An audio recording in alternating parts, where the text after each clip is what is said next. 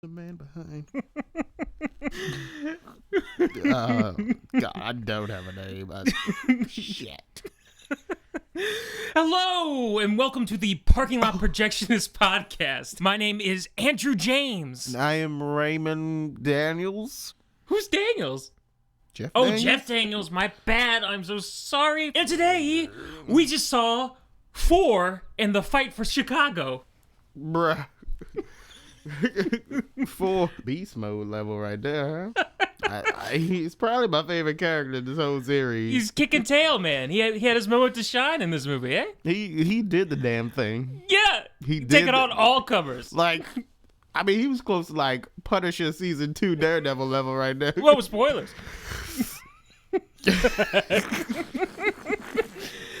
Oh, but the real name is, of course, Divergent Series Allegiant. Or Allegiant, according to IMDb. Raymond? Yes, sir. What is Allegiant about? Oh my God, I think it was about magic, but I'm not quite sure. I'll read you a synopsis after the earth-shattering revelations of Insurgent. That was the last one, Insurgent? Yeah, Insurgent Okay. was the last one. Trish must escape with 4 beyond the wall that encircles Chicago to finally discover the shocking truth of the world around them. That's good that we finally get to find out the truth. That's one good thing about this movie. That's what we found out. We found out the truth. Did we? Yeah, I think. What was the secret? That was. This movie stars Shailene Woodley. Woo. Theo James. Woo. Jeff Daniels. Woo. Naomi Watts. Woo. Octavia Spencer. Zoe Kravitz. Ansel Elgort. Woo! Miles Teller. He's so hot right now. Ansel.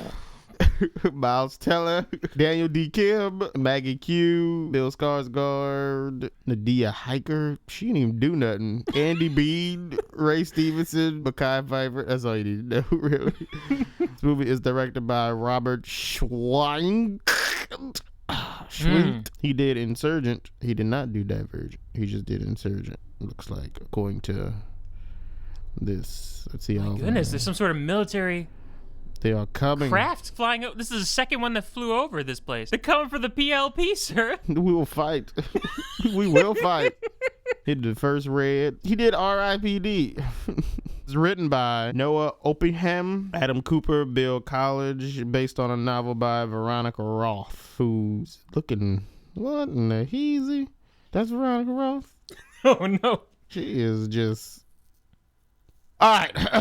Sorry, I know I've been talking low. And just gonna yell at me about this. You're talking low into the mic. Talk low all you want as long as you're talking it into the mic. Oh, man. shots fired at me. All right. What? Okay, we gotta get started in this movie, but I have no clue what this movie... Oh, I do remember the beginning, because... Okay, this is me and Andrew tell you to get this movie right quick. Oh, the whole movie. Oh, are you supposed to kick off a catchphrase right now? One of us usually says you're ready to kick this thing off, right? I think you said, Raymond, tell us what I already did that. That's called the synopsis part. Yeah, it's a little late. I'm a little tired. We're gonna get through this. The Divergent Series Part 3, Allegiant, starts off with an opening credits sequence replaying the message that popped out of the MacGuffin at the end of Insurgent. Oh, I thought that was the Allspark. Yeah. Then the Allspark, and then the second one, the lady popped up, gave a message. Out of the Allspark, yeah. And it was only meant for the Divergent. But the whole world saw it, though. But everybody Or the whole saw Chicago it. They saw broadcasted it to everybody. it. It's like, look, everybody. Okay. So everybody saw it.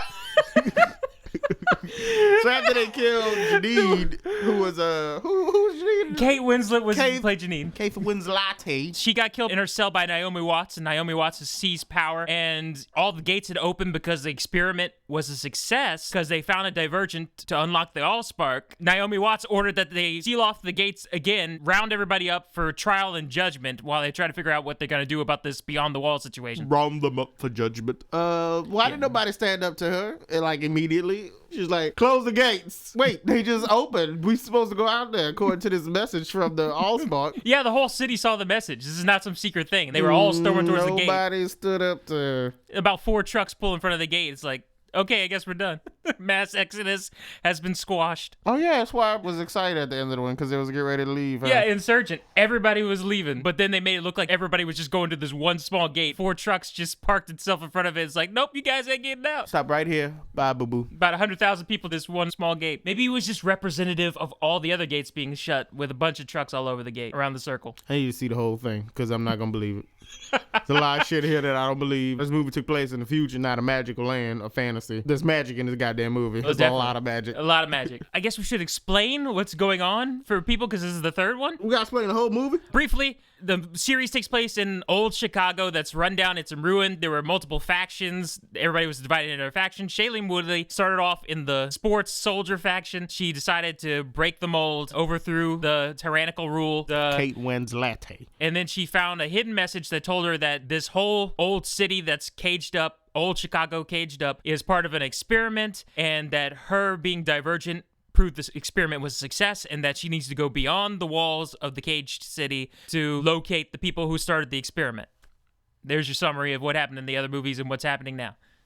So anyways, Naomi Watts is rounding up all of Kate Winslet's henchmen. They pull Mekhi Phifer out.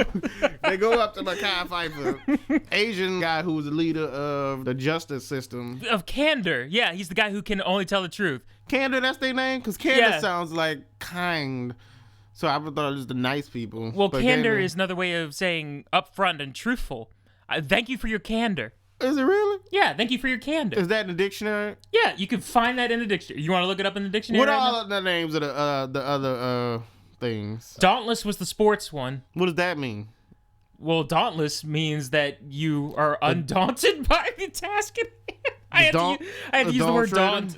The Dawn Trader? That you're Voyage of the Dawn Trader? You tread on. Voyage of the Dawn Trader.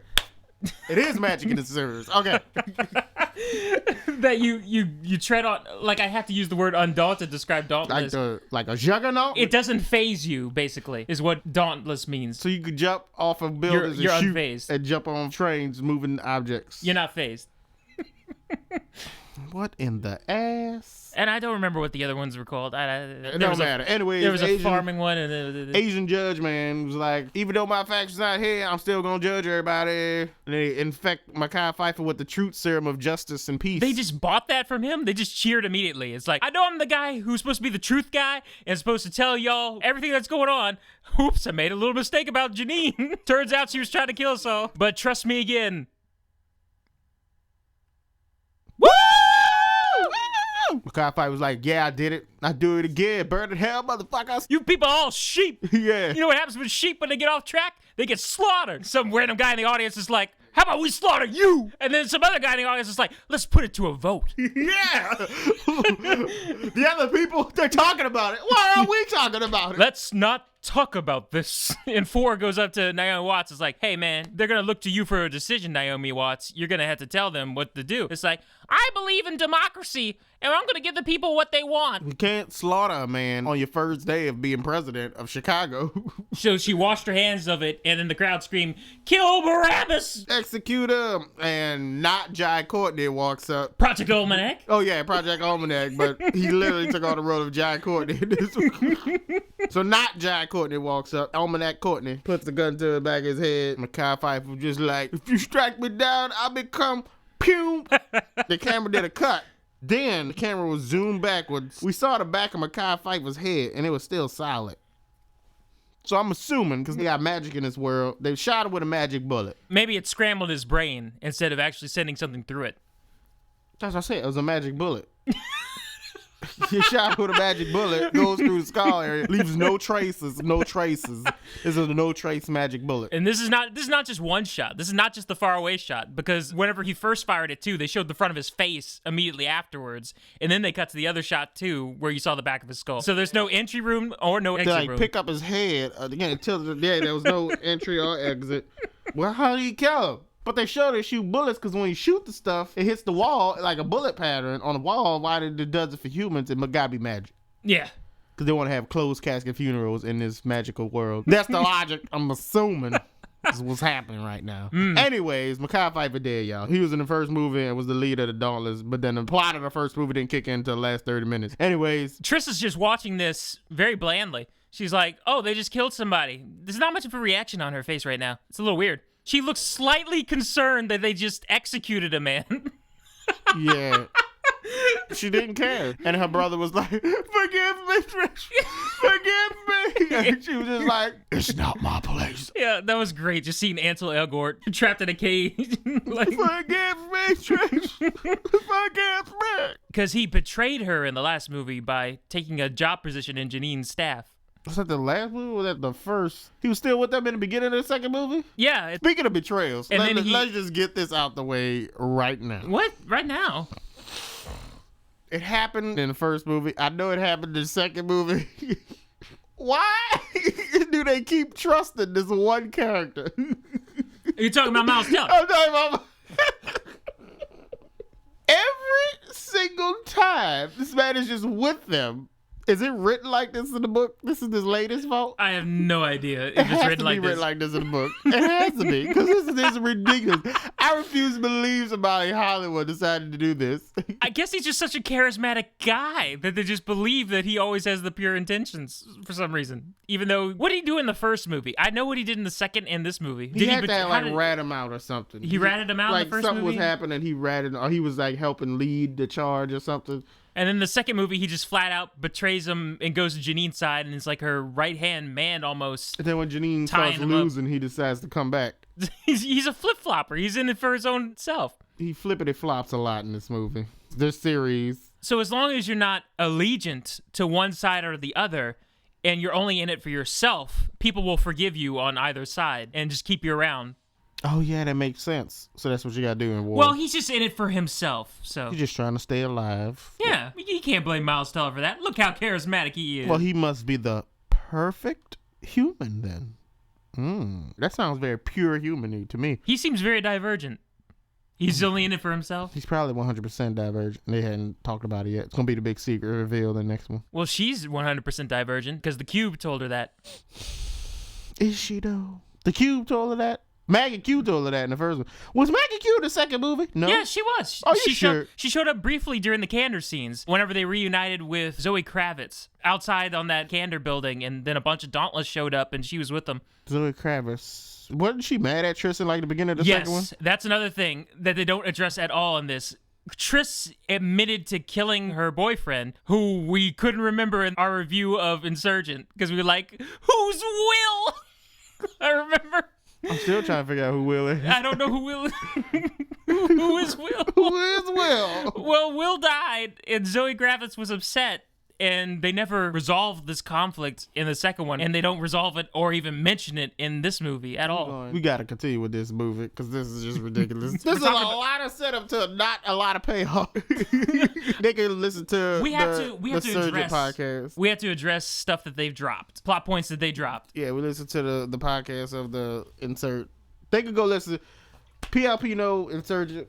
Listen to Insurgent. Shit, you got to edit this. Listen to the Insurgent podcast. I'm sorry, y'all. It's a little late. By the way, this is our first sequel podcast to a movie we already done before. So, hey for us. Okay. When will we get our first full series on the podcast? Well, I guess we started with Star Wars episode 7. That's not going to be a full series because that's the 7th one. It's the start of a new trilogy, I'm talking about from part 1 all the way to the end. Did we start something this year? No, everything's a damn sequel. You're right, or a reboot. Okay, they kill Michelle Pfeiffer. Michelle Pfeiffer died, and Naomi Watts taking over. Ford doesn't want to take over. Trish wants to go over the wall. Trish tells Maggie Q, here's a list of things I need you to get me, a list of supplies. Just like a submarine, Maggie Q. Submarine. For some reason, the next scene is Trish climbing outside of a skyscraper. Oh, yeah, it's the beginning. Yeah, this is the very beginning when we first meet Trish. All right, I skipped a lot of things. Her and Ford are climbing the skyscraper. Ford was like, yeah, I'm right behind that ass, girl. And they get up top and they start making out uncontrollably. Things were getting hot and heavy. And then Naomi Watts' face pops up. Hey, stop making out up there. I can see you, kid. His mom's face just appeared on a building. He was like, oh, this is bullshit. Mom! Jeez! He climbed a building for some alone time with Triss, and then his mom just appeared on... that alone time with that Shailene His mom Woodley. just appears on the other side of the building. Did he have the alone time with the Shailene Woodley? He did an Insurgent. There was a sex scene in there. Insurgent? I got it. Mm-hmm. Okay. Ford decided to go upstairs and grab her brother. He was like, I'm sorry, Ford. Ford's like, shot. He told the guy, yeah, I'm gonna take him and go. So they took him. Some people called him. Was like, hey, what are y'all doing? Then Ford pushed him into a ditch and shot at the ditch. He was like, take care of this with myself. Go away. See, the problem with the pronoun game is it almost sounds like you said that he took the guard and shoved him into the ditch and shot him. The pronoun game. I'm sure everybody catches on. Okay, he took brother betrayer. Bear? I don't know the guy's name. Caleb Pushed Caleb in the thing. Ford shot at Caleb in the ditch. In the ditch. In the ditch earlier. In the they thing. could catch it again. I'm saying let's combine all those words. I don't wanna. He pushed him in the thing and did the thing to the guy, and then the other guy bought it. Okay, I understand. All right. So the other guy saw, okay, he shot him. Must be okay. Let me walk away. Do. They say, you come out now, Caleb. Caleb comes out. It's like, thank you, Ford. Ford's like, don't thank me. Thank your sister, asshole. Hit you in the face right now. But your sister's so hot, and I love that body. And I won't. Ford got into the car. There are guards all around. Oh, we started laughing too. The guards didn't even drive off yet. They were still getting in their vehicle. And then they're like, okay, you can get up, Caleb. They say that out loud while the guards are getting in their vehicle. And what made it worse, they got background noise, which makes you assume the guards are close by. There's background noise. You can hear chatter and stuff in the background and movement. So they just doing they acting like nobody can see him while everybody just staring at him. What are you guys doing? Another thing that I thought was funny was whenever they said, okay, you can get up now, Caleb. There was a point, like the shot was low on the ground where you couldn't see what was in the ditch. And it took 5 seconds before Caleb popped his head up. And during those 5 seconds, I was like, did he accidentally actually kill him? I thought it would have been hilarious. Caleb? No, Tris. Tris. Oh, shit. Tris actually shot him. He's dead. Oh, shit, Tris. I'm sorry. We keep going on this plan. So you take Caleb's shot up body, put it in the car, he comes back to life. They tried to cross some train tracks, and then all of a sudden, Miles Teller standing in front of a green screen shows up. Oh, my God. That was a bad green screen right there. It was so bad. Like the train just fly by his head, and then the back of his shoulders was so greeny. It was so, ooh. Ooh, that was disgusting. It was like, hey, guys, I want to be in this movie, too. Get out of the way, Miles Teller. If you don't let me come with you, I might start screaming, help, help, rape. He's like, all right. Blows a whistle. Blows his whistle. Ford's like, shut up. Trish says, let him. And he gets in. It's like, hey, what's up, Caleb? Tries to high five Caleb. Caleb didn't want to have a high five. So they start driving off. They run into the checkpoint gate, which was just a broken down piece of something. I'm sure they could have rammed that, but okay. I don't know. It looked pretty heavy. Look heavy to you? They look heavy to me. All right. They get stopped by the guard at the gate. I wasn't aware of any prison transfer today, looking at the back of Caleb with his hands cuffed. Meanwhile, the guy who guarded the jail cells, he went to go tell Almanac Courtney to come that Ford took him, and so he was looking for Ford as well. Then all of a sudden, Zoe Kravitz shows up. It's like, I got the papers right here. She's got like a bunch of crumpled up like newspaper that she had. Gave it to him. And it was like, let me see this. Let me look through this. They was really looking through this newspaper. Like, yeah, I got it. She's like, let him through it. And she got on board with them too. Like, how did she know? Like, when was this planned out? Did they say, hey, she's going to meet us there with the papers or something? We got this plan. Like, no. They said, what's your plan? It was like, what's the plan to get out? It's like, I don't know. I don't have one. But then Zoe Kravitz shows up magically to help them. So they was leaving without her, but then she shows up anyways. Like, what? I don't know. Maybe he just didn't want to tell Miles Teller what the plan was because he didn't trust Miles Teller still? Because Miles Teller's always betraying everybody? See, that's the smart thing. But we're going to pretend like this movie's not smart because it really is not. Also, it's a very good thing that the guards who saw him supposedly kill Ansel didn't radio in that, hey, Caleb's dead to anybody else. That's true. They didn't say, hey, that way that everybody couldn't come. Well, they don't think they have radios. Did they? Why didn't they just put Caleb in the trunk if he's supposed to be dead? That big thing's got to have some sort of trunk. It's going to hurt my brain trying to think about the logical stuff of this movie. You just showed, you pretended you killed this guy and now he's sitting up in the back of your truck. So they tied Caleb to the roof and drove off. How did Miles Teller catch wind of this plan? He just happened to be at this railroad crossing? He just happened to be there, sir. Why didn't they just run him over? I don't know. It's so... Ooh. Wait, after Zoe Kravitz gives them the paperwork to go through, then she gets in with them?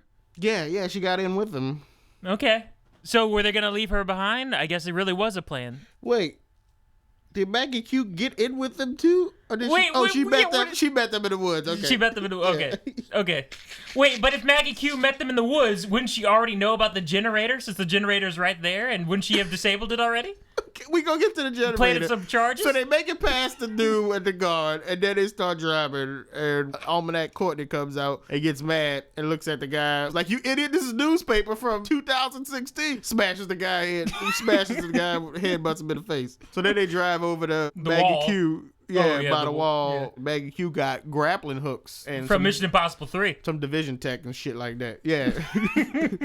And she was like, okay, we gonna use these grappling hooks to get up the wall. Everybody fire now. Fire their grappling hooks, looking like a cool scene. Like, yeah, we're running. They hit their belt buckles like they Batman or some shit, and they start pulling them in. They start running up the wall. Caleb falls while he trying to run up the wall. He's getting dragged up the wall, face scraping against the wall. Ford's like, I got him. And Ford like does a jump back, like a cool move, like woo, and grabs him like, come on. He's like, I'm sorry, Ford. And Ford drags him up. Zoe Kravitz is like, I got this, and pulls out some wire cutters and just they reenact the scene from the first Jurassic Park. And she goes flying back attached to her hook. Zoe? No, Zoe! Trisha's like, I got this one. Like, she does a little fly back thing, two pose. And flies all the way down the wall. Grabs Zoe Kravitz. Does she resuscitate or something? She looks around. Wait, what did generator. Happen? Wait, what did happen? Zoe Kravitz was just okay after taking that kind of a shock, and then she just grabbed reattached it and then touched her belt buckle again, and her belt buckle zoomed her back up while scraping her against the wall too. She was pissed. That would have been a fun shot. Just passed out and it's boom, slamming against the wall. So she saw the generator. She starts running towards the generator. Ford jumps down too, right directly behind her. Now people in a car are coming as well. This generator is just a truck hooked up to this one section of the fence. Yeah. So the people was running too. Wait, did they have trucks all around the fence? People was running. Did they have trucks It on was for so each weird section? the way this was shot, because I thought Ford was shooting her in the back of the head at first. Ford was shooting Trish. Ford was shooting Trish. Like, he was shooting the angle he was at. He was, like, shooting in the back. I thought, okay, maybe he's shooting at the generator, or he's shooting her in the back of the head. She was running for the generator. No, he's shooting at those trucks that are, like, a mile away. But I was like, what is she going to do? She's going to touch those wires and get electrocuted. I don't even remember what happened. How she pulled out. No, she pulled out C4. That's right. She did pull. Yeah, she had a thermal detonator that wasn't in her head at first. Where did she get wait, was explosives part of the plan? They thought they might have to do this? Why didn't you just blow a hole in the wall? I'm sure that would disrupt the charge. Shit, yeah, you could. Why are you making Zoe Kravitz cut the cord and potentially electrocute herself if you got explosives? Why didn't they blow it? Yeah, at the base of the wall and just walk through. You had to have a cool action scene. So they shot the ass and grabbed the hook. She put the C4 on the thing, or she waited, and her and Ford ran. She straddled Ford. Wait, what happened to her own line? She cut off her line, but couldn't she reattach to her line? Her line was still attached to her. She just felt like riding Ford. It had to be a cool, sexy action scene. That's how the director wanted it. So he was like, straddle Ford, and he gonna ride you up there. No pun intended. I'm gonna let Ford do the work, but I'm gonna cause the explosion.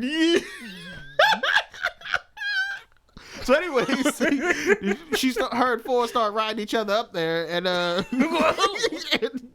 the guys in the car come rolling by the generator. She hits the C4 thermal detonator button, and they blow up. At first it was one car, then all of a sudden it was three cars, and two of them blew up. One of them ran through. They made it over the gate and cut the thing open. Everybody stand on top of the gate, and they do the stupid thing that they always do. Everybody stops for a while, starts talking to each other. And then guess who's at the back? Who's at the back where they just came from? Guess what? The number one rule, if you escape from somebody and everybody's looking at one person who has their back to the other people, guess what's gonna happen?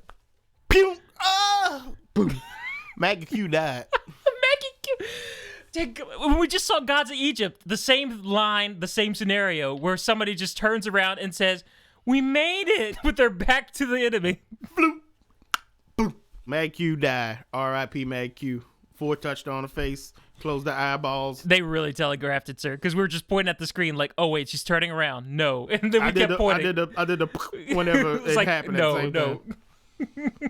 So anyways, they rappel downwards on the other side of the wall. Start walking through some more wooded area. Then they find the scorch. I don't know what it was. It was a barren, radioactive wasteland that looks like Mars. Sorry using Maze Runner terminology, but I'm just going to call it the scorch. Just a bunch of red what did they radioactive call it? waste. The skillet. They found the skillet. A skillet? The skillet just looked like a bomb went off. Some fried eggs and a bunch of bacon everywhere. It got nuked. The skillet got nuked. Water is red. It's raining blood when they walking. Now, wait a minute. If it's going to rain blood, wouldn't some of that carry into the city during storms? Maybe the city got, I shouldn't defend this movie, but maybe the city, since they have magic, they put up a magic barrier whenever it's raining. That's what I assume happens. It filters out the water for them? Yeah, they put the magic barrier up. They do the, I always wanted to use that spell, but gotta go. And that's what they do. Oh, okay. They put that shield up. They run by, they stop at a garage while it's raining blood, and Miles Teller's like, great, I'm glad I came with you guys. Yeah, there was a building. And Zoe Kravitz. Still standing. Yeah, and Zoe Kravitz was like, I think I'm supposed to be mad at Triss, but I'm gonna not do anything for the rest of the movie. Yeah, she gave a look. It was so weird. She's like, huh? I think you got us stuck out here, but I like you. It was just giving off a weird vibe. I think I have a subplot. But I don't. Why did y'all take me across the wall? What do I do? I'm just gonna sit in somebody's lap? Do I? Does she? They keep traveling, and they're in a trench in the wasteland, and then all of a sudden, what's that noise? And in slow motion, not Jai Courtney Almanac. Project Courtney.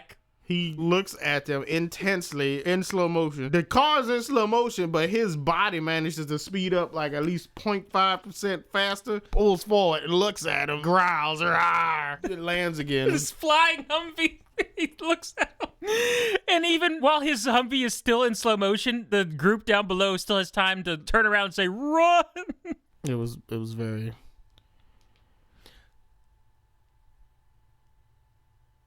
I don't know. So our heroes decide, now that a Humvee is out there in the wasteland trying to get them, it's best to try to leave this narrow crevice and get out in the open and run in front of the vehicle. So they start doing that. They start running on flat land. He's like, I'm gonna kill you, kids! Firing guns, and then 4 shoots the black passenger. You're like, oh!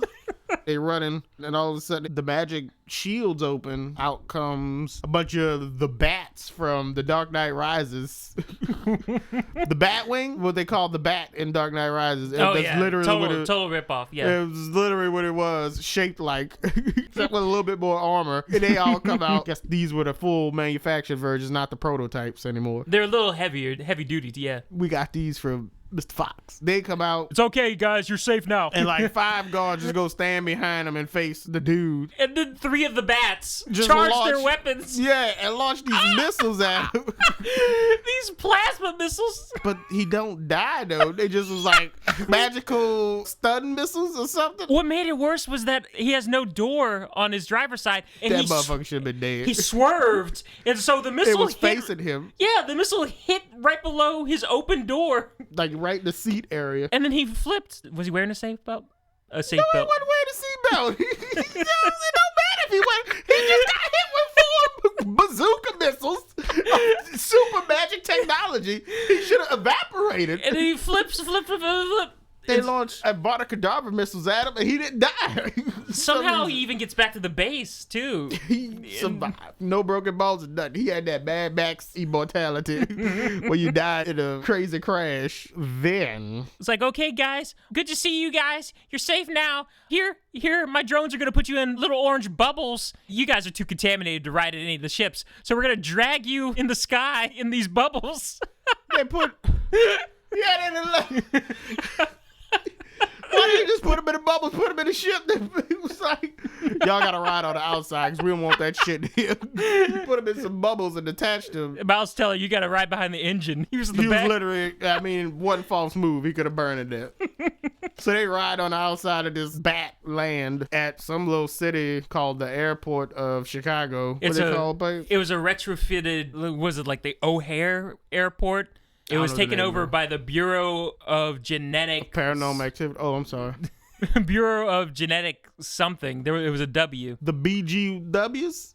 The Bagwabs? The Bagua. So the Bagwas took over. It's very elaborate, no support beams. It's the future, so all the support beams are invisible, and it's just the stuff by itself. Yeah. Architecture of the future is invisible. Architecture of the future is fucking magic. It's weird. It's weird and magical. Maybe that's what it is, sir. Maybe that stuff is not actually floating. It's just like the invisible shield. So they got all sorts of invisible columns. So if you don't know how the place was built and you fly your ship, you'll just hit an invisible column. It's like, well, there was another accident today in the city. Somebody hit an invisible column. Oh, God. So they land, take them out, and like go in for decontamination. And they walk in, they tell Trish, take your clothes off. So she takes her clothes off. Meanwhile, there's people looking through peepholes, taking snapshots. Yeah, this creepy guy named Matthew is like, hey, Trish, going to this pond. It's like a Porky situation, Matthew's. Yes. Hiding right next to Professor X. Remove your clothes. We're going to spray you with some foam. Oh, there it is. Now rub that on yourself. Yes. Woohoo, they made her burn her clothes so she can't put them back on. She did it, boys. So you see her nice shadowy silhouette of that nice slim Shailene body there. Everybody got a good look. So they wrap in this bubble. She can't breathe. Yeah, the bubble gets really tight around her. Tight. Mm-hmm. And she's looking up and going, oh!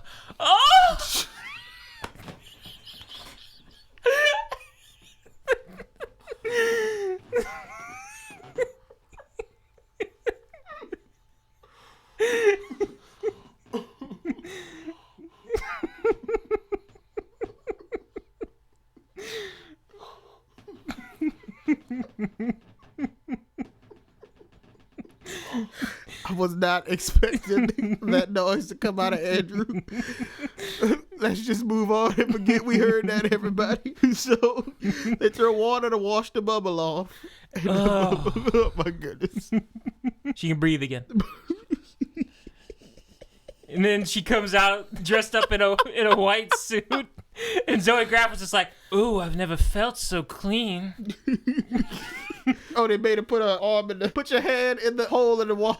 He has another prank. My immediately thought was, oh my God, obviously she watched Mummy Return. She ain't gonna do that shit. Put her hand in there anyways and got tattooed with another tattoo. A barcode tattoo. Barcode. Ooh, what does that mean? You are scan technology. I'll tell you what. No needle will ever touch my skin again. Oh, yeah, no needles touching the skin. Yeah, everybody comes out, meet outside their decontamination things. Ansel's refreshed. And that's where they get this reason why all this bullshit's happening. Nice holographic screen pops up with a nice Disney behind the scenes documentary, kid-friendly documentary about what's going on in the Bureau of Genetic something. So the big reveal, the huge secret was what happened to the world. They tried to perfect genetics to create perfect people, and they allowed people to modify the genetics of their children, I believe, and there were other people who believed in pure genetic people, and there was a divide in society. Pure people hated genetically modified perfect people, and then somehow this ended up in cataclysmic nuclear war. Is that what it was? I thought it was genetic people was going crazy because it wasn't in natural genetics. Everybody was getting real extra violent and whatnot. See, that would make a little more sense that the modified people would be going crazy. That's what I thought it was. It made it sound like it was more both sides just not liking each other. That's what I thought. See, if you're going to go with a thing like this, why don't you just go full out and just have people like regularly splicing themselves with like animals and shit? Like, why we didn't have like some Jupiter Ascendant type shit where we got to see Elephant Guy walking around. We couldn't get none of that. We couldn't get none of that. No genetics. They wanted a more realistic approach where genetics would probably be more cosmetic. You're telling me this is genetics dealing with technology, but your shit is all magic that I'm seeing right now. Oh, it's just technology so advanced will appear like magic to the... Oh, okay. No. your technology needs to have rules to it. And right now, your technology ain't got no damn rules to it. It just do whatever it wants. All right. So the Bureau of Genetic, whatever the W stands for, they're trying to see if they can take genetically modified people and then over several generations of breeding, have them become genetically pure again, even though they're genetically modified.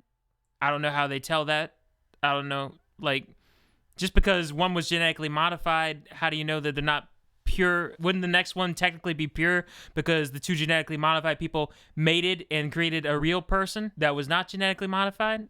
Or it just takes a while for it to dissipate out of the gene pool, out of the heritage? Hey, don't try to figure it out, Andrew, because it don't make no sense. None of it does. So the city of Chicago was a big testing ground to see if at any point someone would become genetically pure.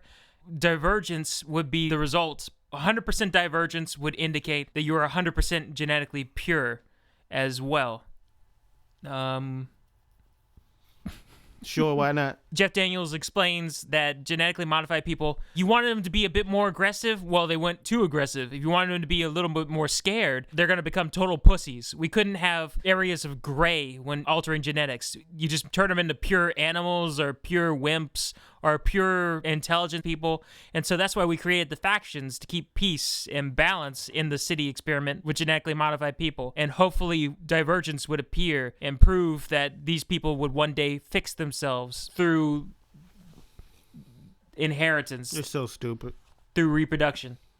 That nature will find a way. They'll become pure genes and they won't be overwhelmingly aggressive, overwhelmingly intelligent, or overwhelmingly subservient. So basically, they thought they defeated the oppressors of Janine. Turns out there's a whole nother oppressors who was oppressing them and Janine.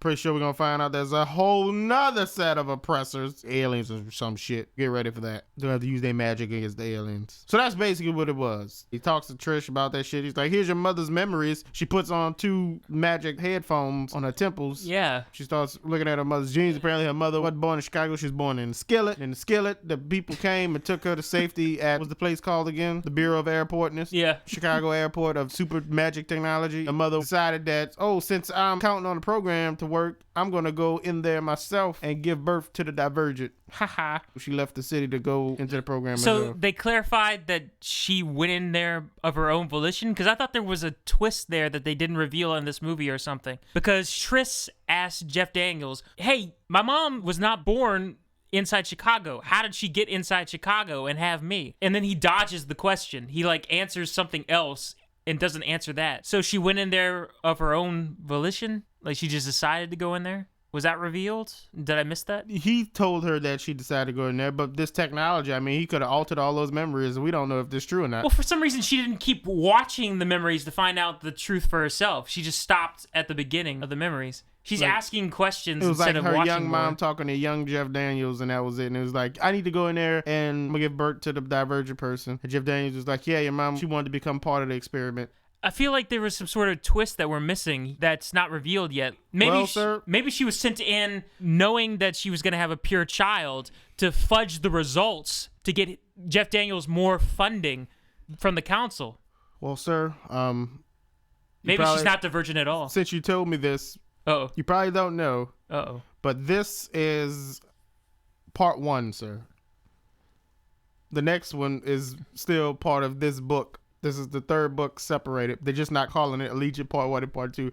They're calling it Allegiant and Ascension. Oh, that's a good gimmick now. To not put Part 1 and Part 2. Well done. Well done, guys. So that's why. Maybe you're right, sir. Maybe there is another twist to the mom thing. They set something up with the mom thing that doesn't pay off. Maybe Trish was a pure one, but he knew she wasn't born legitimately within the program, just so he could get illegitimate funding from the council to keep this experiment going. Shield Council? The Providence Council. Oh.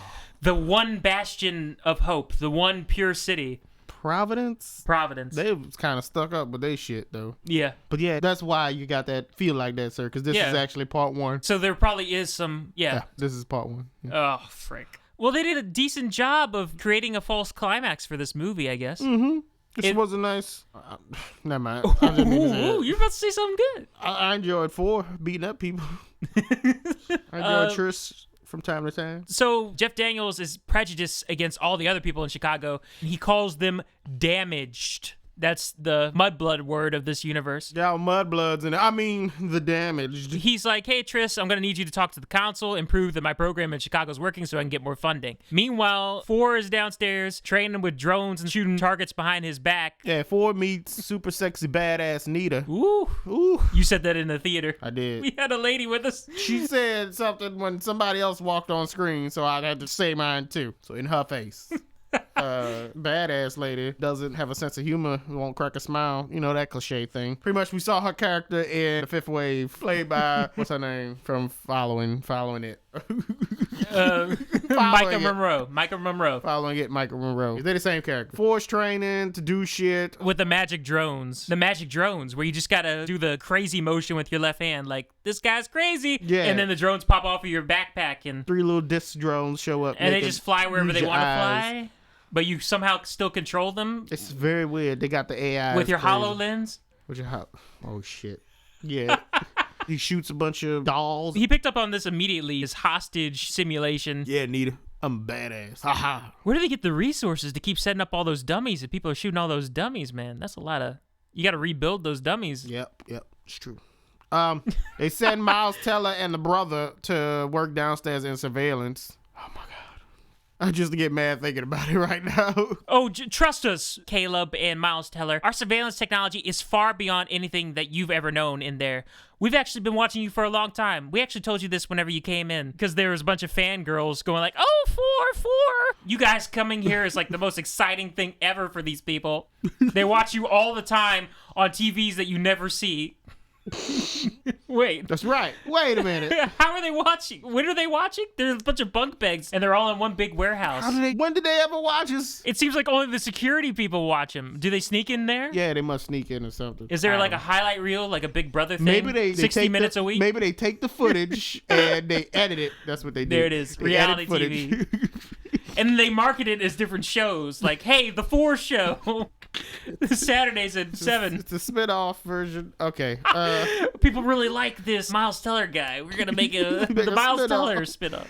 Okay. So they put him in surveillance. The brother starts, he sees that Ford's mom. You got to describe the surveillance machine, sir. You're like in a gaming recliner. And then there's like a holographic Epcot bubble around you, and then all of a sudden you could be inside the actual world of whatever you're looking at. Walking in it too? But you're sitting down and you walking. But you sitting down. But you can still stand up and walk and have digital trains hit you. But you sitting down. But you can stand up. Oh no. It's fucking magic. Doesn't work. I told you. There's no... Their technology has no rules, sir. This is magic. It has to be. It's going to be a reveal. Caleb's just really excited about this technology, while Miles Teller's like, man, you're going to stick me in a claustrophobic box? I want to go betray somebody. Let me out there to go betray somebody. Maybe in the 3rd act, sir. Closes the door.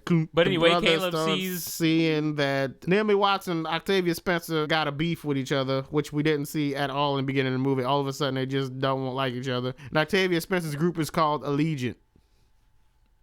That's the title of the movie, but it doesn't focus on that group at all. No, it doesn't. It really focuses on Naomi Watts, because that's where the conflict is. So Naomi Watts meets up with Octavia Spencer at that barricade. Which was just... They meet by the schoolyard gate. Naomi Watts was like, I told you I'd come along, but I lied. And then Octavia Spencer's like, she scars on my face that wasn't there in the last movie. I wasn't born in this city, so I will do what I have to do to survive. And her people come out too with guns. And crap pies. Did it not bother you that those scars were not there in the first movie?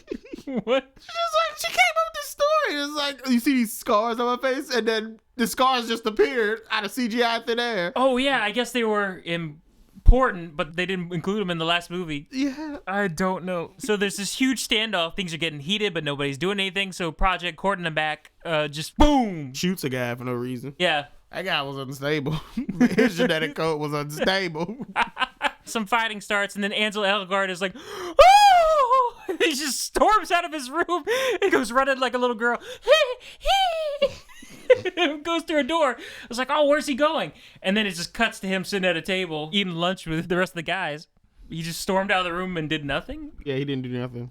Did you tell Zoe Kravitz? Zoe Kravitz just was walking around in the background. She was training as a soldier as well with the drones. Jeff Daniels was making Shailene Woodley stand around and wear certain things while he took pictures and put his hologram stuff all over her to experiment with certain things. 4 catches Tris at lunch. He's like, hey man, I don't trust these people. You only know what they tell you to know. I'm gonna get to the bottom of this. And I'm damaged. She's like, it doesn't matter. He was like, yes it does. Yes it does. Cause I'm the Punisher, bitch. There's no need for that language for. I do what I want. Damaged. Told her, go ahead, they need you. Jeff Daniels needs you to experiment on you some more, whatever he's doing to you up there. 4's like, I'm gonna get this story rolling. Next time you guys go out into the fringe, take me with you. I want to go to the skillet. So it's like, all right, guess what? We're going to the skillet right now. And so they go to the skillet. Ready yet, man? They told 4, you're not ready yet. You saw what he just did at the training facility? But Zoe Kravitz is ready. Don't think about it too much. But Zoe Kravitz is You're ready. going to hurt your brain. Andrew. Did she prove herself better? What did she do to those dolls, man? She must have jumped through the wall and ate their faces off or something. I don't know. Like Melissa McCarthy and Spy, just ripping them apart. There's a lot of dumb shit in here. I forgot what I left off at. What was talking about? So anyways, they go, they get on the bats, and they fly over the skillet to people with some tents, and they start going around, and Ford's looking at them. Ford's using his drone technology to search for people. That was a pretty cool tent city there, built on that factory. I guess. That was a pretty cool design. There's a lot of really cool designs in this movie. You gotta give this movie that. Even though it's magic most of the time, doesn't make technological sense, there's some pretty cool designs. I thought the practical tent thing was fantastic. Yeah, it was good. I wasn't impressed by it, but cool. There's cool designs. That was a good, cool design, man. The beginning of this movie, there was a very nice Dead Chicago sunset shot. Sunrise shot. Sunset shot. Yeah. I like that. Sunset shot. Nehame. You distract me. I can't remember. Oh, yeah. Ford was looking around the tent city that Andrew, like, started chasing this man and his son with his drones. And I don't know if you saw this. Ford, like, walked out of the tent area and saw them go down like a tunnel. Ford left to go to that tunnel, and if somebody else walks by and goes into the same tent that Ford went into, like he didn't just check it or something. I was like, what the hell? He's a newbie. You can't trust a newbie. Oh, gotcha. So Ford chases the guy. Some other guy shows up, stops him. Hey, wait a minute. No, Dad, no. Then the dad and the other soldier fall down the stairs. Staircase. And all of a sudden you hear, Pew! It's all right. Had to be done. Son was like, what did you do? What did you do? I want to see my daddy. The leader of the group, I forgot what his name was. Not John Courtney either. Providence version? Bureau version. Oh, the Bureau version. Bureau boy. Bureau boy. He comes in, grabbed the kid from Ford. Give me that kid. Gave him to Zoe Kravitz. Zoe Kravitz hugged the kid, made him feel better. Is Zoe Kravitz's job just to hug the kids, make them feel better? Just when take is them she gonna betray him? That's what I'm wondering. Turn out she's the final boss of the whole series. That'd be great. 4 goes up to Nita. Yo, man, I didn't sign up for this crap. They're kidnapping kids. Don't worry, 4. It's gonna be okay. Grabs his hand and puts it on her boob. Whoa. She was giving off the vibe, doing the badass thing, but she was talking in that sexy, seductress voice. I guess there was more of a subplot. Badassness. There was a subplot that they needed to cut there. Romantic tension. Before Anita did it while Trish was away. Maybe the editor and the director thought, nah, this is the very cliche subplot and it's not going to go anywhere. To try to make Trish jealous, and that's why she doesn't trust 4 later on in the movie whenever he's saying how bad the Bureau is. I guess. So anyways, 4 looks at him like, what are they doing? Oh, they're giving him immune shots. Those don't look like immunity shots. Those kids are coming out dazed. What's happening? Here's the kid that you just saved. Hey, man, I'm sorry about your dad. Who? What dad? Who are you? It's like, oh my God, it's forgetful gas. So 4 shows back up, tells Trish, hey, these people are bad. He goes upstairs, he grabs the lady, use her barcode to go upstairs because his barcode doesn't work. Because he's not pure. You gotta have the pure barcode to go up to the pure penthouse. He goes up there, he takes that slow ass elevator ride to up there. Looking up at the camera While furiously. just angry. He does that multiple times in this movie. He gets out. Gotta trust me, Trish. They're bad. Don't go with them. Trish like, I'm going to get us help. We're going to Providence. I'm going to show them that I'm pure or whatnot. Trish, don't leave. I gotta go for. Trish gets on an autopilot ship with Jeff Daniels. The special white ship. That's the only ship that can go through the shields. His private ship. Sure, why not? That's what they say. His And ship is so the only ship that can go through the shields automatically. He puts the autopilot to pure cocaine.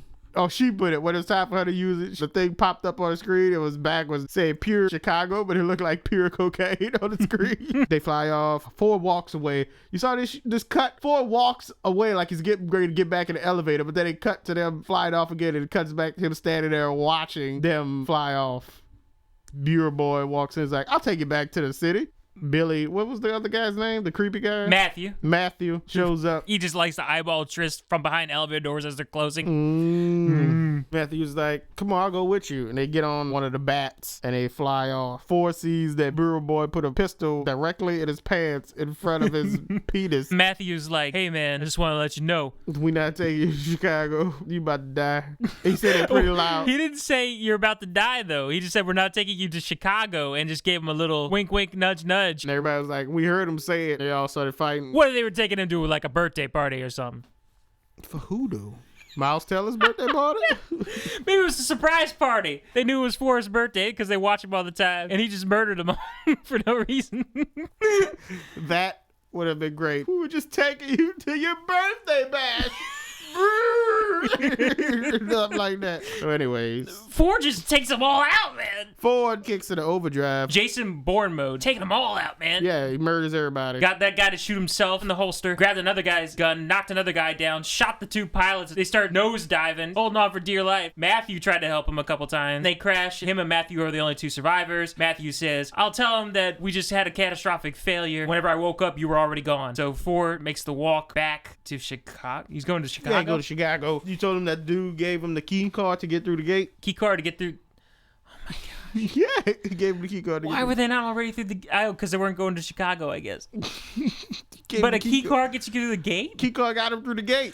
Wait a minute. Then where is the tension in the final chase scene if people in the other cars... Oh, they just have to stop for a second, roll down the window, and pull out their card, and then they could just fly through the gate. Keep chasing the hovercraft at the end action scene. Oh, yeah, he did say that my car is the only one that can get through. Yeah. And that's how they... But apparently all the employees have those cards. This is written very terribly, sir. This entire series is written very terribly. I just don't like it. Triss is at the council. Beautiful Providence City. Tomorrowland's architecture with a bunch of pools and spirals and stuff. White City. They go up to the council chamber. Jeff Daniels is asking for more funding. As you can see, our research points out that it is working. We have our pure sample right here. It's like, no, we want to hear from Triss, the pure sample. It's like, what do you want to talk to her for, man? She's just going to reiterate everything I said. You're not on this council, and we do not grant you the rank of master. What? So this is outrageous. It's not fair. Okay, so Trish was like, yeah, we're here to get funding for his thing. It's like, oh no, wait, you're here so you can stop what's going on in Chicago and help us. Like, we don't have the power of that. He's got the power to do that. Wait a minute. What's going on in Chicago, Triss? Jeff Daniels, we're not going to give you any funding until you get your crap together. You get your stuff together, we'll think about giving you some more funds. Then it jump cuts to them back in the vehicle together. Very awkwardly sitting, like, we don't want to talk to each other.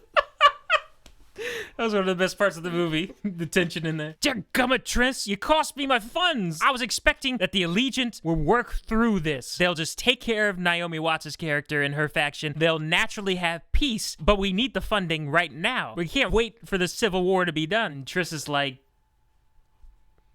I don't care. So Trish gets back. Matthew's standing there. Matthew's like, we had a little accident in the desert. Ford left me behind. Trish like, Ford never leave anybody behind. He went back to Chicago. Before he gets to Chicago, somebody found him, brought him to the jail cell. There's a late night conversation between Jeff Daniels and Miles Teller in his penthouse alone together. I've been watching you for a long time, Miles Teller, and I know that you betray your friends all the time. So yeah. I got a deal for you. Let me hear it. Someone asks, where's 4? And then all of a sudden we cut to Naomi Watts capturing somebody with a bag over their head. Take the bag off, and it's Miles Teller, not 4. And Miles Teller is like, I want to show you something. I'm going to help you win this war. Mix it up, a couple of chemicals, creates some of the memory forgetfulness juice. Uh-oh. Time out right now on the whole thing. So apparently, this shit has been in Chicago the past 200 years. This memory erasing shit. He had to mix it.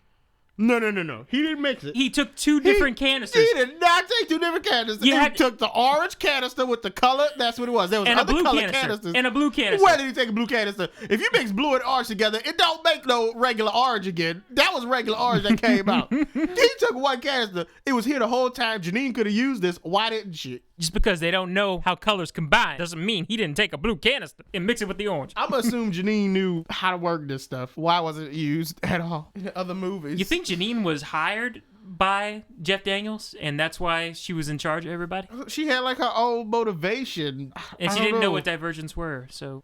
This is so stupid. This entire series written terribly. I'm sorry. So they decide to test out the gas on Four's father, who's yelling at Naomi Watts about Ray welfare Stevenson, checks. whoop, whoop. It's like, you owe me child support, asshole, for the past few years. I did what I had to do to protect our son. You beat him. I made him stronger, bitch. She's like, here. Gasses him, and he just has a hologram dream all of a sudden. That was one of my favorite parts of the movie. The surround sound effect of raining embers, symbolic of him losing his memories burning. It turns around and you see in front of him memories burning. So that's how you know. His mind is burning. So it's raining ash and embers. And it was a really cool sound effect. Why don't we get one like that for the little boy? He not important enough? No. Okay. But he was like so instant though with it. Like this guy took a while of taking his surroundings and then he clicked back to reality and was like, who are you? Who are you? She was like, see what you got here? We're going to mix some more chemicals, blah, blah, blah. Fear gas everybody. Naomi Watts is like, I'm only going to use this if it's really, really desperate. Last resort, as you will. Trish is like, we gotta find Four. She sneaks into Caleb's holographic monitoring service, tells Caleb, I got a mission for you. Caleb's trying to make up for the fact that he betrayed her in the last movie. Being nice to her is like, sure, Trish, I'll do anything for you. Anything. Thanks, brother, I guess. They see Ford talking to his mom, yelling at his mom. It's like, you just killed Janine, and you replaced her. You are the new Janine. Crazy Naomi Watts you. Don't you talk to me like that, I'm your mama. I hate you. Hate you too. At some point, Four's cell was open, and somebody mentioned the plan to gas the city, and then Four just went postal, started whooping up on all the guards again, took one of their badges. Yeah, but he didn't use it until like the end of the movie. He hit it. So I like how you can use the key badge on the inside of the cell door. I like how they programmed that to work like that. Oh no. I mean, you like that? Oh god. There was so much other ridiculous technology in this movie that don't even faze me. I guess it is a good safety thing. Like if you ever got thrown into the cell by the prisoner, that you can get out from the inside because you have the security key. I guess it's a safety concern. Yeah, maybe. Trish and what's her face again? What? Zoe Kravitz. Well, Trish goes and steals what's his name's thingamajig, his helicopter.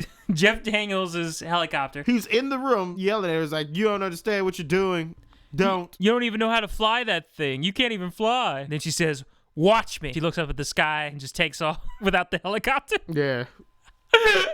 So she used the helicopter, sets the station of a pure cocaine, and starts flying. They made a point of it saying autopilot engaged. So if the autopilot's engaged, it has to be engaged to a specific destination. But somehow she gets the autopilot to land down in front of the base. On the ground. On the ground, yeah. So her brother hops in. Nita runs in and gives them guns and was like, wait a minute, what? She's like, you ain't the only one who hates Jeff Daniels.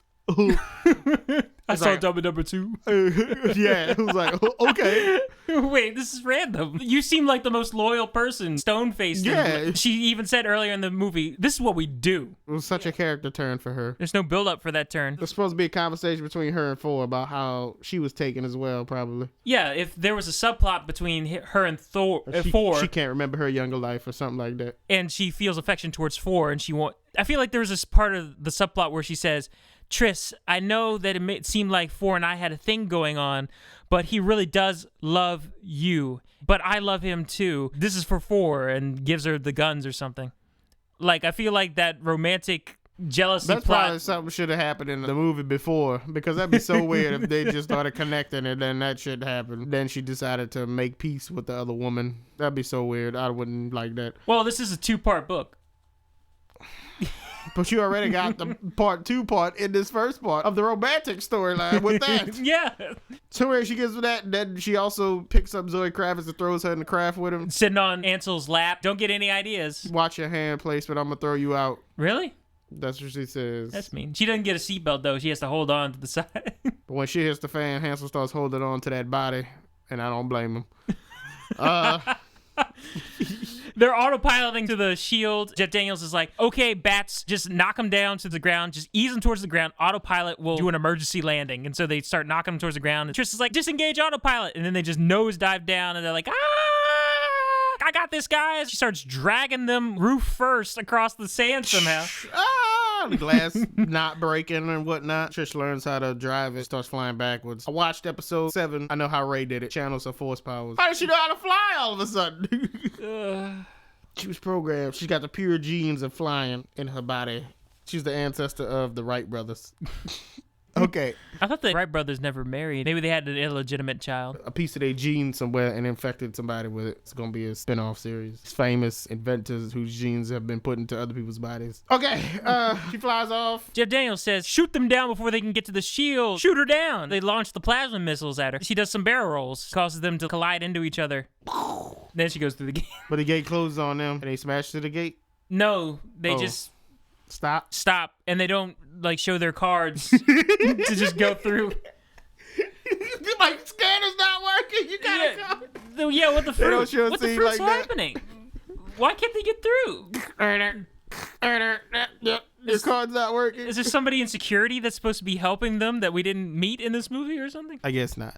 You definitely don't need a craft to do it. In addition to the 4 part, the people on the ground, whenever they first got there, it's okay, guys, you're safe.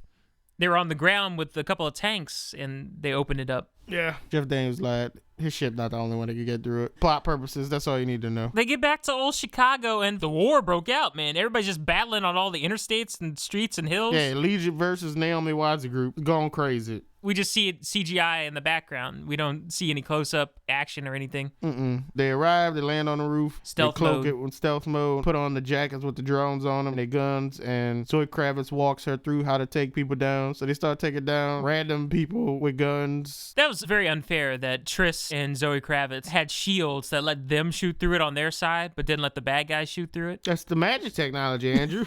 This is so unfair. That's the only thing I can think of. How is this possible? It's like God mode. Do they have bullets register? Like, okay, this bullet can pass through, but this bullet can't? Like, now, that is an interesting theory. Like, they have little codes on the bullets. Yeah. And so it registers the and bullet goes can through. register like micro openings, like around the bullet that has the registration. That's the only thing I think of. Otherwise, this magic is ridiculous. It works like the shield does around their base. Scanner. And a barcode checkout line. Special bullets. Those are expensive bullets. You got to make those shots count. Yeah, they was using the drone shields and getting through shit. Easy mode. Oh my gosh, sir. And then they're all around 4 Cell, the last remaining group of Naomi Watts' guards around 4 Cell trying to protect it. And then the black guy's like, oh, screw this, I'm going home. And he tosses his gun away, and then he runs down the hall, and then he gets blown away by Triss and Zoe. The guy was unarmed, and he was leaving. Man. Oh, no. There's enough going on in this country right now. Another unarmed black man shot. I bet it was Triss who did it. Was it Triss or Zoe who killed the unarmed black man, Raymond? I'll go with Triss. You think it was Triss? Yeah, Zoe is black herself.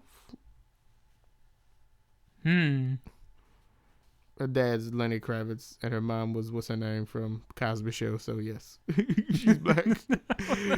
So they go in there, they mop up the rest of the guards, guarding 4's cell. 2 dudes left, then 4 opens the cell from the inside with the scanner, and then starts eating the other guys alive with his fist. They make out passionately over the dead bodies. Zoe just stands in the corner, leaning against the wall like, yeah. I wish I could do that, but you killed my boyfriend. When are they gonna say something and about then it? Triss has a very soft apologies. There's a whole war raging on outside that depends on them getting to that control room as soon as possible. But instead, she's taking the time to softly apologize. Like, I'm so sorry I didn't believe you for. I'm sorry. It's okay, baby. It's okay.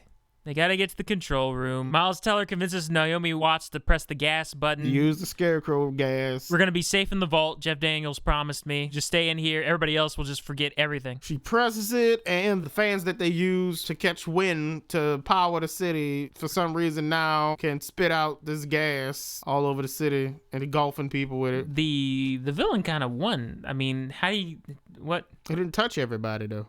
Everybody it was didn't inhale it was all over the place, man. It was just, how are you gonna escape that? They gave everybody a magic antidote. It stays low to the ground for some reason. You got to pump much more of this than needed because it's Density of it. It's got to get high enough to get to their nose because people just run around in hallways where it's all over the ground and it doesn't affect them. So anyways, they're going through trying to find... There's got to be a way to shut it down, and Ansel's back on the chopper is like, yeah, there is a nice place right here. And then Jeff Daniels is like, shut off their comms. Yeah. So Jeff Daniels shuts off their comms. Jeff Daniels looking all this in one of those surveillance pods, by the way. So Ansel's got to get to them to tell him the knowledge that he knows, and takes down one guy and throws him into the smoke and makes it to the controller. He runs in. They tell Miles Teller, open the door, whatever. And or whatever, if you want. Miles Teller, like, the mom shuts off the gas for a little bit, then Miles Teller shoots in the back. Because Ford made a passionate plea, like, Mom, if everyone loses their memory, I will too. I will remember you're my mom. She turns it off, and then Miles Teller shoots in the back, and then he turns it back on. This is why they send people like me. The gas starts coming through the inside of the vault. He tries to turn it off. The mom is on the floor, by the way, and it's coming out of the floor. That was a close call. She woke up in time to stand up. I don't think we saw her. Did we see her again in the movie after that, or what? I think they drug her out, and she was standing with them. Yeah, and she had a memory. She's a villain. Anyways, Miles Teller and Ford are pointing guns at each other. Yeah. Ford's like, I will find you. And Miles Teller runs out into the gas. I will find you, Miles Teller, and then Miles Teller runs away into the deadly chemical. Yeah. He somehow gets through the whole entire city filled with chemicals to the outside of the wall. We learn later. The brother made his way through too and met up with him. Yeah, brother comes in. Look, I'll show you how cool this is. They're doing it through here, but we can't shut it down from here. She like goes, Ford, and then Ford just like pulls a hatch up from out of the floor, and she goes in with her drone. Good thing there was a hatch there that leads exactly where we need to go. Yeah. And there's no gas in the hatch, even though it's coming out of the floor. Just true motherfucking statement right there. The gas is coming out of the floor. This should have been like a suicide mission. Like whoever goes down there is not going to remember. So Trish runs in with her drones, looking around. She's in a tunnel underneath the building. Jeff Daniels standing there as ghost form, sees her. Then he like shut the doors, and he shuts the door down. Because she's wearing the HoloLens, she can see that he's standing there in the security station monitoring her. That he puts his thing up on a screen on a door and is like, hey, just stop what you're doing, Trish. Come back home. I can control everything inside Chicago. There's no way you can get to that device. A drone's like, hey, the device is right through this wall. And she's like, oh, okay. I'm just going to shoot through this wall. She shot the device and broke it. Everybody won.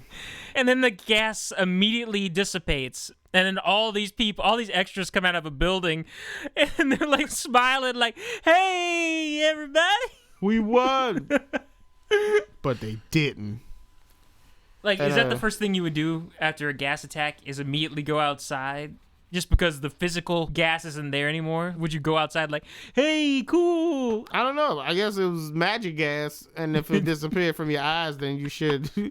Then all of it disappeared, so. Okay. As long as you can't see it, it's not there anymore. Oh, they cut the comms to their link, but when Trish was underneath the tunnels, her and her brother still talking to each other. Like, what the hell just happened? Yeah. The only defense I could mount for the movie is that I think Jeff Daniels might have said, cut the comms between them and the chopper.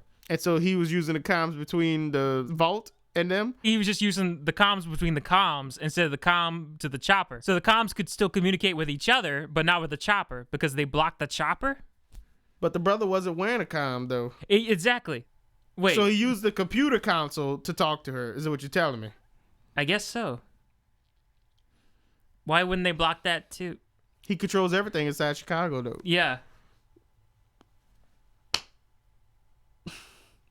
This is fucking stupid. If he could control the comms, he could probably control the electronics in her device and could have shut off the HoloLens before she located the thing through the wall. Could have made a short circuit and electrocuted her. Yeah. Turn the drones against her.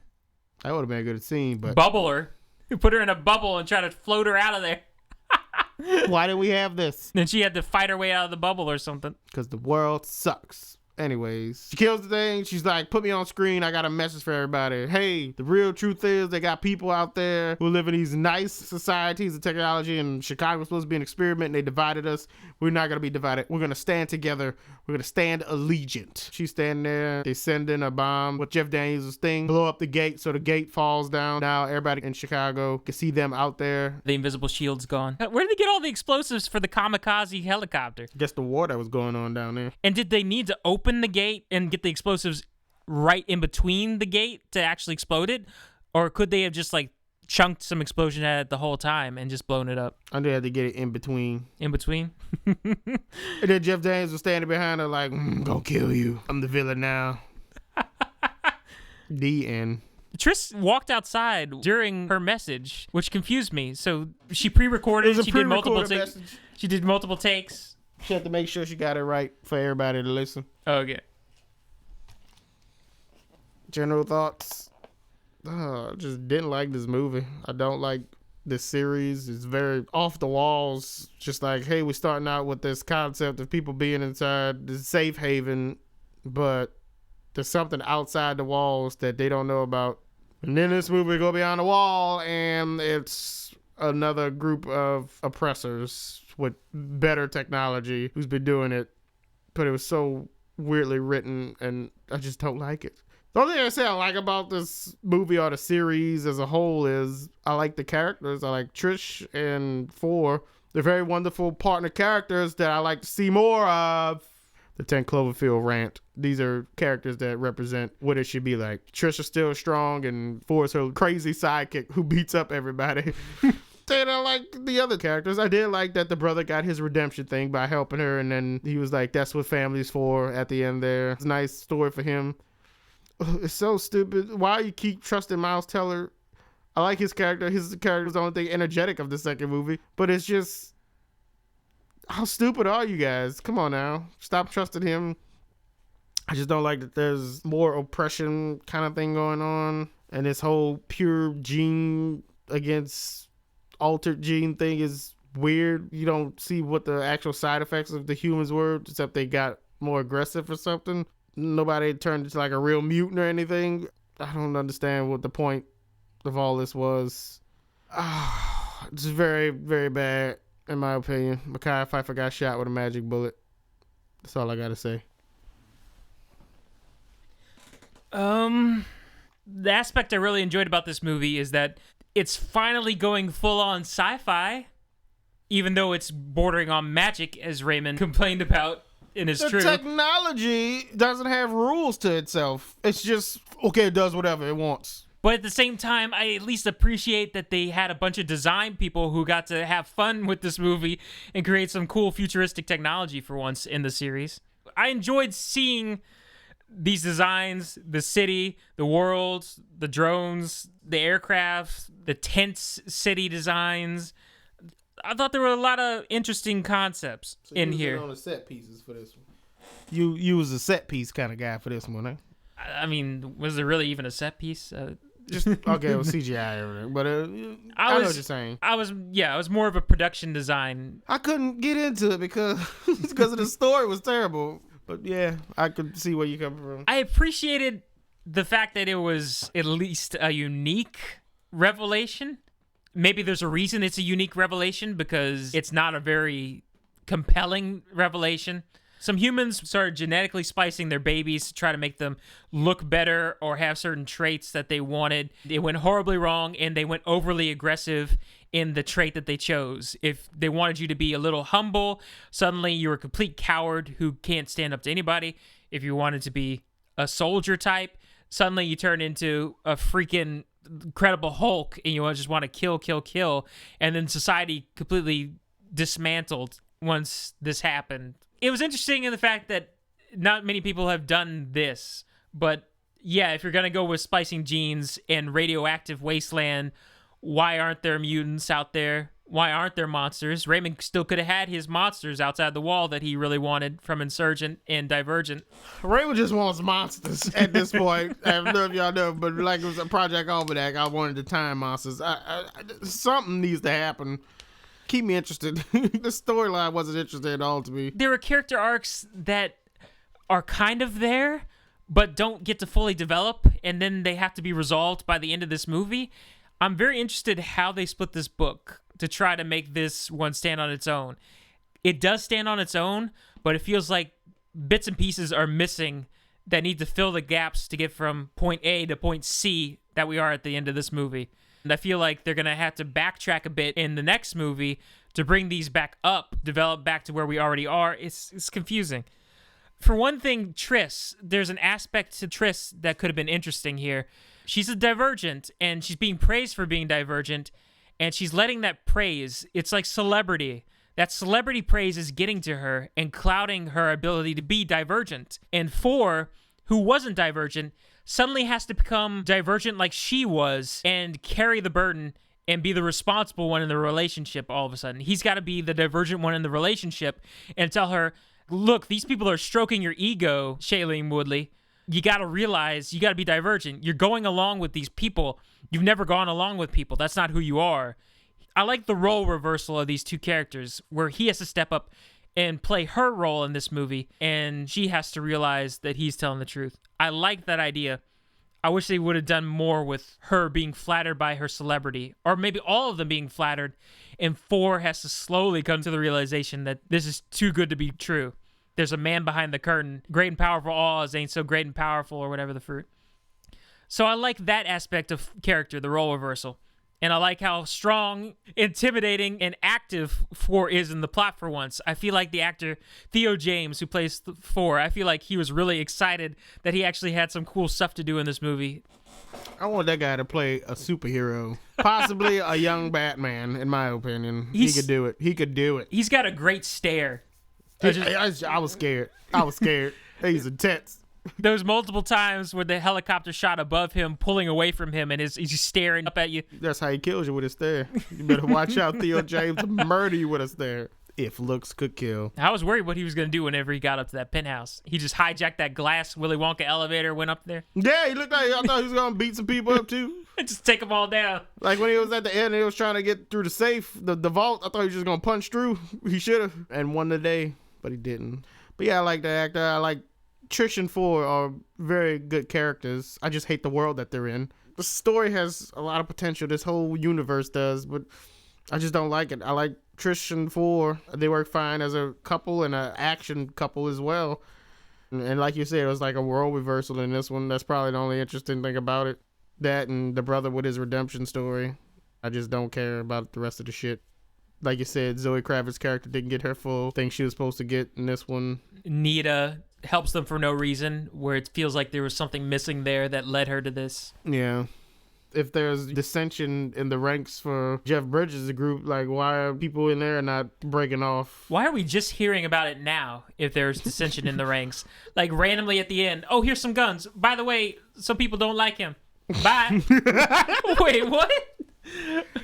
It's so weird and just, I hate the story. Yeah, it feels like they took things from part 2 and put them into part 1 to give part 1 a more satisfying conclusion, but it doesn't make sense because we don't have the transition material to get to that anymore.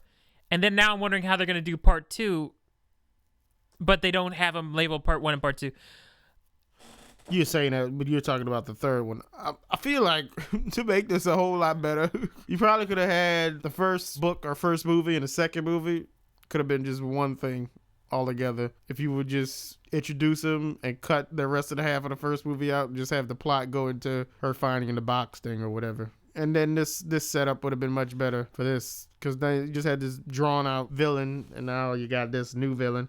I don't know. This is just not for me. Oh. I'm impressed by the turnaround. Insurgent came out just last year, and they were able to create this whole entire movie in a year. That's a pretty impressive turnaround for a movie. To get a sequel 1 year later, isn't that pretty impressive? I think we've seen that before, haven't we? In other films? What you got? I can't remember. Saw? The Saw series just come out back to back. I know Chamber of Secrets came out Activity. back to back with Sorcerer's Stone. Yeah, Sorcerer's Stone and Chamber of Secrets. I mean, it happens. Or 1 year. That's all you need is 1 year to make a film. Like, in series like these, I wish they could get their act together, like, huge pre-production before the first movie. Lord of the Rings? And just plow through it. Yeah, like Lord of the Rings did.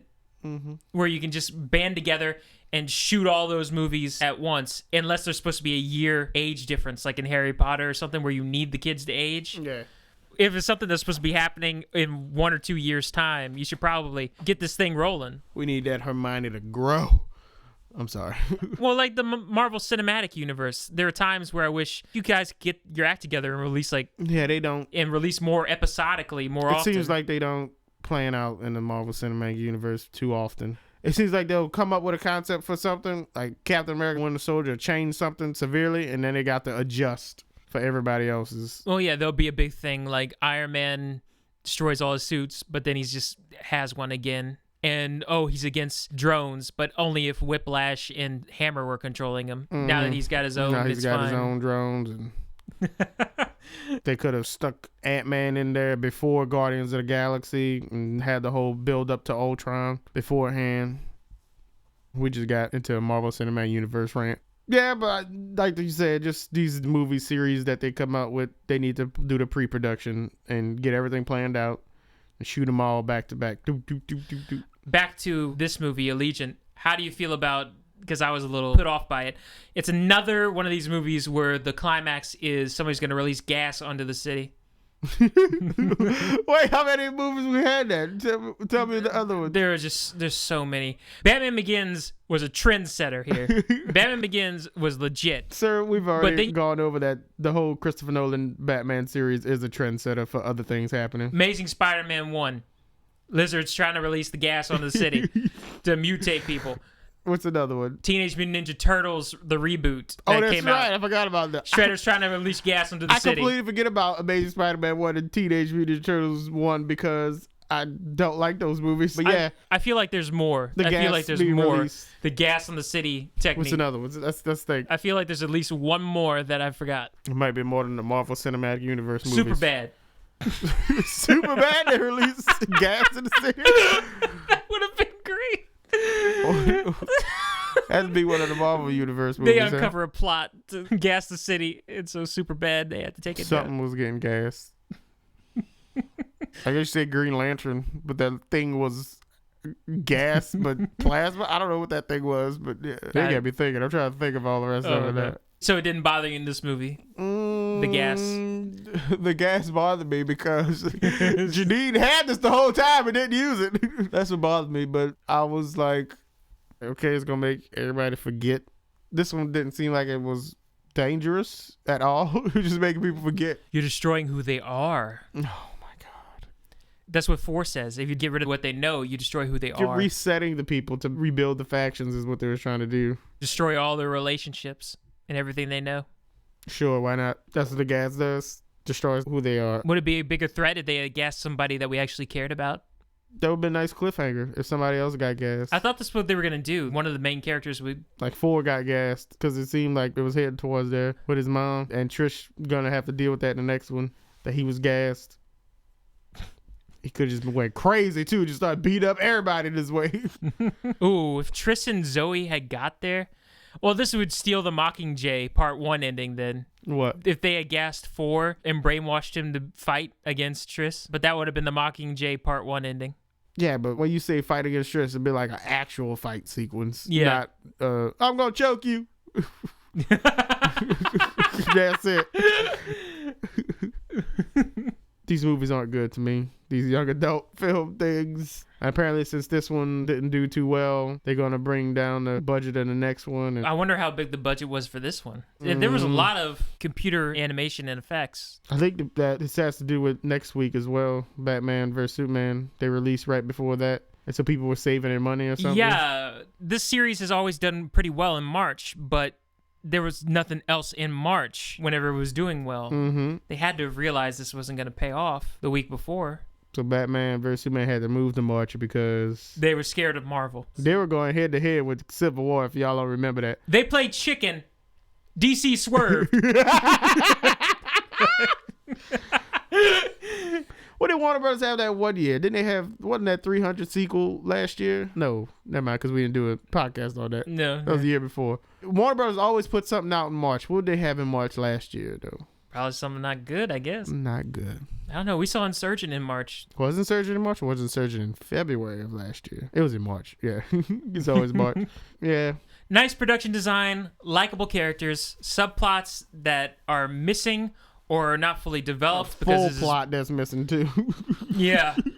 Because it's part one of a 2-part double film. I didn't like the plots of the other 2 movies either. Surprisingly, they managed to make this one at least feel like a complete movie, even though it's part one of one book. So kudos to them, I guess. Yeah. But I guess it's only because Insurgent ended pretty much the same way with a huge cliffhanger where you could see the other side of the wall. And this one ends with them averting catastrophe and then a message playing and then they see the other side of the wall. The same ending as Insurgent. But they went to the other side already. There and back again. A Hobbit's Tale by Shailene Woodley.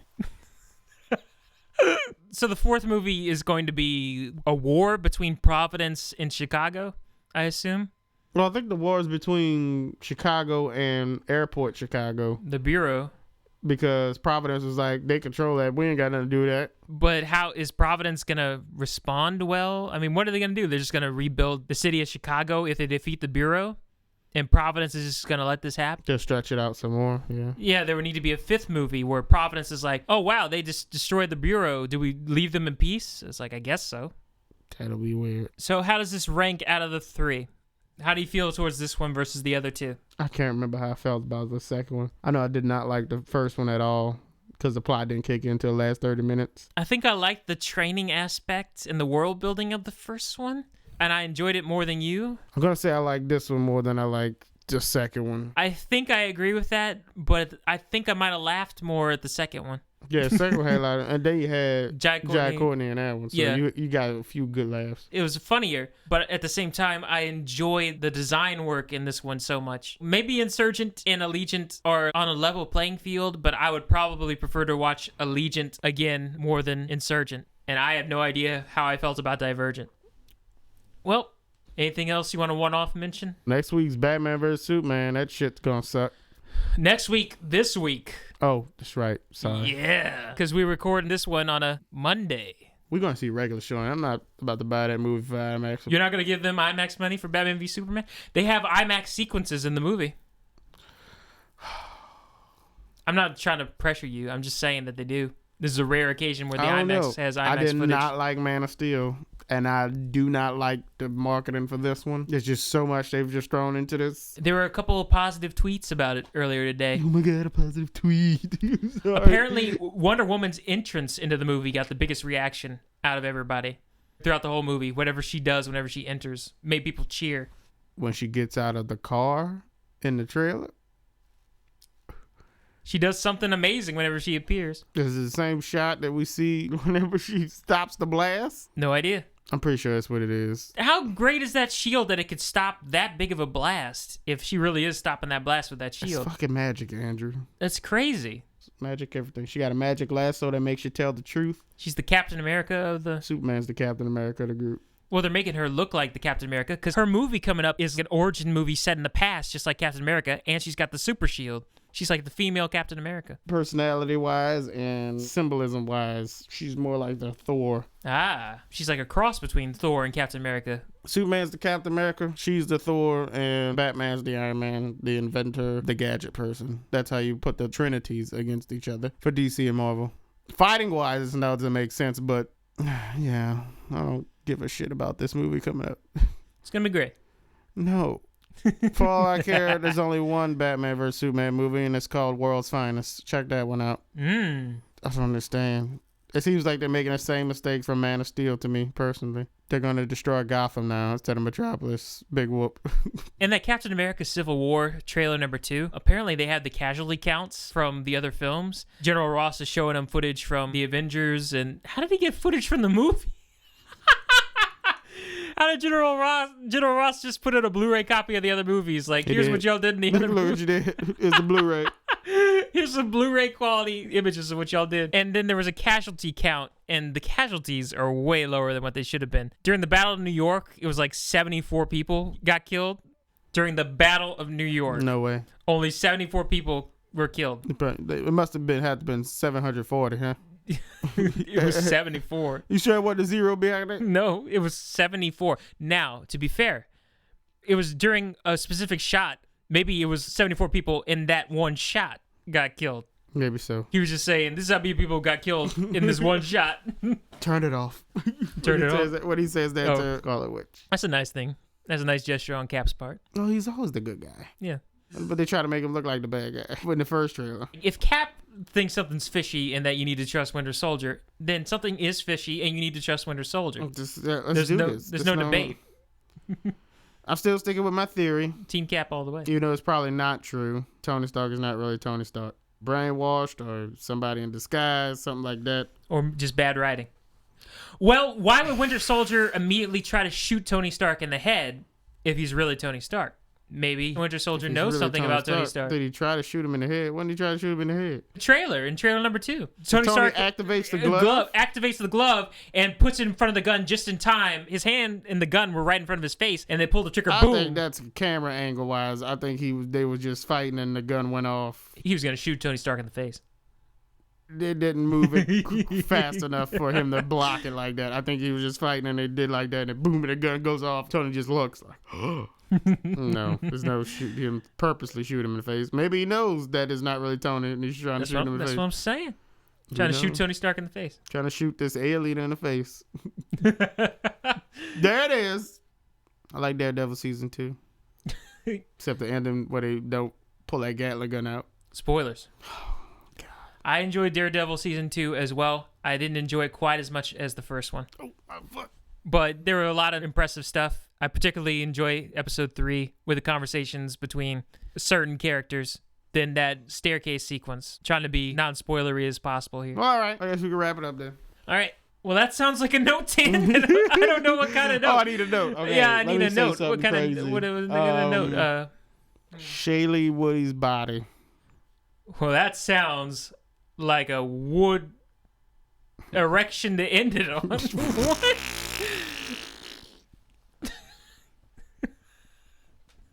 I just remember the noises you made early in the podcast.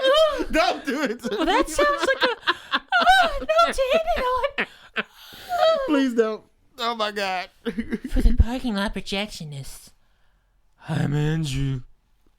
I am very weirded out Raymond right now. Shutting it down. Don't do that. Oh.